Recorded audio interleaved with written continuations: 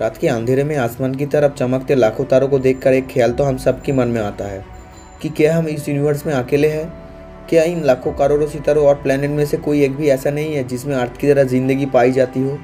अगर एक पल के लिए मान भी लिया जाए कि इस यूनिवर्स में सिर्फ अर्थ ही है जहाँ पर जिंदगी पाई जाती है, तो ये बात भी इंसान यकीन नहीं करता। और फिर ये ख्याल आता है कि अगर बाकी ज़िंदगी सिर्फ अर्थ पर ही है, तो फिर इन करोड़ों चमकते तारों का आखिर मकसद क्या है। यही वो सवालात है जिनके जवाब जानने के लिए हम इंसान बेताब है और अभी तक अरबों डॉलर भी खर्च कर चुके हैं। स्पेस में मौजूद दूसरे प्लैनेट्स के अंदर ज़िंदगी पाई जाती है कि नहीं, अगर पाई जाती है तो आखिर वो एलियंस दिखते कैसे हैं और कैसे अपनी ज़िंदगी गुजारते हैं। ये जानने के लिए नासा ने सबसे पहले चाँद पर जाने का फैसला किया, क्योंकि चाँद ही वो ऑब्जेक्ट था जो अर्थ से सबसे ज़्यादा करीब था। 3,84,000 किलोमीटर दूर अर्थ के गिर्द गोल चक्कर लगाने वाली चाँद की तरफ 1968 में पहली बार एक स्पेसक्राफ्ट भेजा गया। इस स्पेसक्राफ्ट का नाम था अपोलो 8 और मिशन था कि इसको चाँद का एक ऑर्बिट करके वापस आना है। अपोलो 8 में 3 एस्ट्रोनॉट मौजूद थे जिनको चाँद के करीब पहुंचने में पूरे 68 आवर लग गए थे। चाँद के गिर्द चक्कर लगाने के दौरान इनको कई अजीब चीज़ तो नहीं दिखी, लेकिन ये तीनों एस्ट्रोनॉट वो पहले इंसान थे जिन्होंने अर्थराइज देखा था। यानी जैसे हम सनसेट और सनराइज देखते हैं वैसे ही इन्होंने अर्थराइज देखा था। और इस खूबसूरत पल की फ़ोटो पहली बार ही अपोलो 8 से ली गई थी। इस मिशन के अगले ही साल यानी जुलाई 1969 में नासा का स्पेसक्राफ्ट अपोलो 11 पहली बार चाँद पर लैंड हुआ था और कमांडर नील आर्मस्ट्रांग वो पहला शख्स था जिन्होंने चाँद पर कदम रखा था। ऑल्ड्रिन और नील आर्मस्ट्रांग ने चाँद पर 2 घंटे 15 मिनट तक मून वॉक की और वहाँ की मिट्टी के सैंपल लेकर वापस अर्थ की तरफ रवाना हुए। नासा का कहना है कि क्योंकि चाँद पर न ही हवा चलती है और न ही वहाँ ऑक्सीजन है, इसी वजह से आज भी वहाँ एस्ट्रोनॉट के जूतों के निशान मौजूद है। नासा के मून मिशन के दौरान तो किसी को भी एलियन नज़र नहीं आए, लेकिन चाँद के गिर्द घूमने वाली सैटेलाइट जो हमें चाँद की फ़ोटोज़ भेजती है उसमें काफ़ी कुछ देखा जा चुका है। एलियन रिसर्चर स्कॉट सी वार्निंग का मानना है कि नासा की तरफ से पब्लिश की जाने वाली चाँद की फ़ोटोज़ में ऐसे कई स्पॉट्स देखे गए हैं जहाँ अंडरग्राउंड एलियन का होने का चांस है। उन्होंने नासा की तरफ से पब्लिश की जाने वाली फ़ोटोज़ पे चाँद पर एक ऐसे स्पॉट्स का निशान ढूंढा जिसमें एक अजीबोगरीब किस्म की बिल्डिंग नज़र आ रही थी। स्कॉट का मानना है कि ये चीज़ चाँद पर दिखने वाली बाकी तमाम चीज़ों से काफ़ी ज़्यादा अजीब है और ये किसी भी तरह से नॉर्मल नहीं लगती।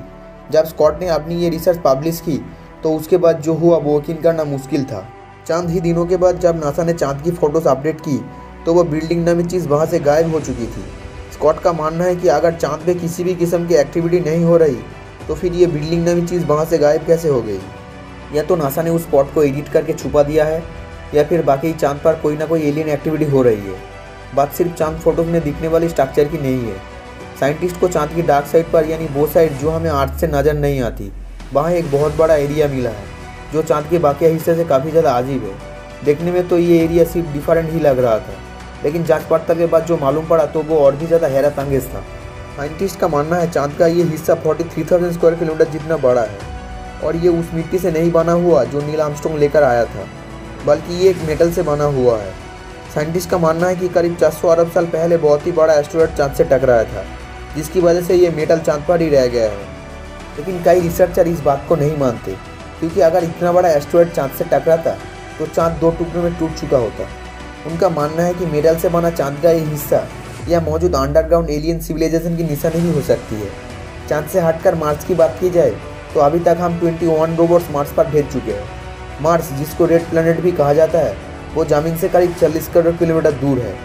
लेकिन सूरज के गिर्द चक्कर काटने के दौरान हर 2 सालों के बाद एक दिन ऐसा भी आता है जब मार्स अर्थ से काफ़ी ज़्यादा करीब हो जाता है और उस दिन ये डिस्टेंस सिर्फ 6 करोड़ 20 लाख किलोमीटर रह जाता है। ये डिस्टेंस भी कहीं इतना ज़्यादा कम नहीं है। अर्थ से मार्स तक अभी तक जो भी रोबोट भेजे गए हैं उनको वहाँ पहुँचने में पूरे 7 महीने लग जाते हैं। मार्स पर भेजे गए 21 रोबोट में से 17 रोबोट्स तो वहाँ लैंडिंग के दौरान ही क्रैश कर गए, जबकि सिर्फ 4 रोबोट ऐसे थे जो वहाँ कामयाबी से लैंड कर गए और अभी तक मिशन पे है।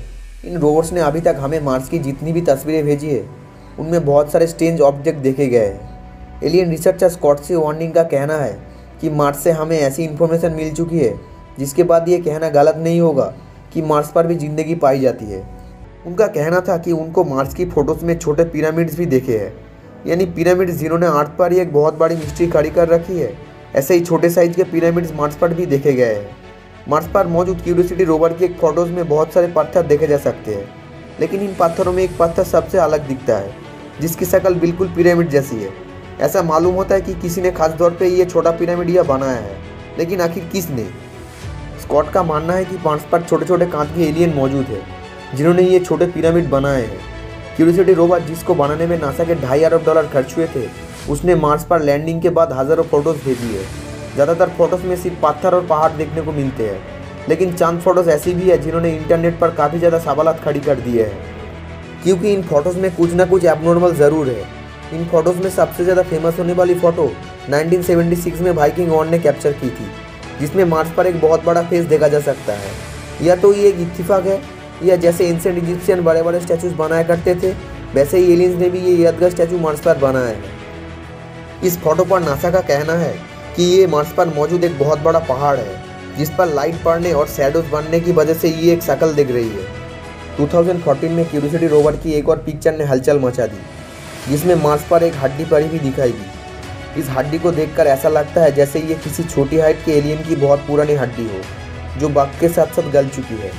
नासा के मुताबिक यह कोई हड्डी नहीं है, बल्कि ये एक पत्थर है जिसकी शक्ल तेज हवाओं की वजह से हड्डी जैसी हो चुकी है।